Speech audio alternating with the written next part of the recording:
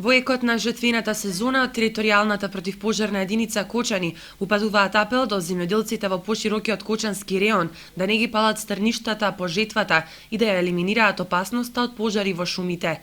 Командирот Дејан Чарсов потсетува дека палењето стрништа е забрането со закон, а на земјоделците им порачува кога ќе завршат со жетва да изораат заштитен појас околу парцелите.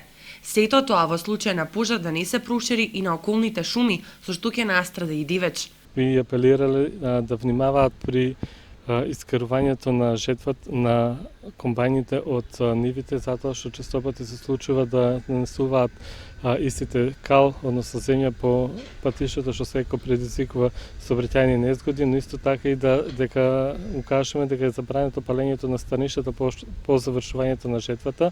Сето тоа се казнени работи кои што согласно законот за земјоделство се казнуваат од страна на земјоделската инспекција, за да не се случува како изминатите години да имаме поголем број на казнени одредби, на казни кај населението.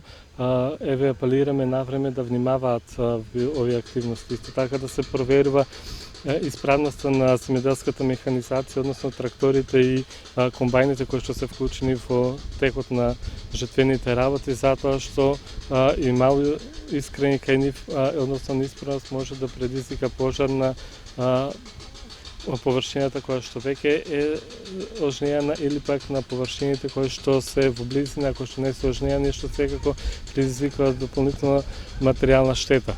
Арсов упатува апели до останатите граѓани пред грејната сезона внимателно да ги исчистат оџаците, за да не дојде до несакани последици, тоест штета по домовите, како ланската година.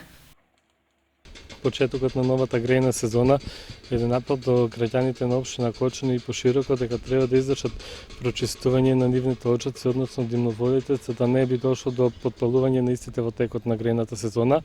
Ова се идеални временски услови кои би можело да се изврши оваа активност. Според Арсов, досегашните повеќекратни апели вродиле со плод, со што бројот на пожари е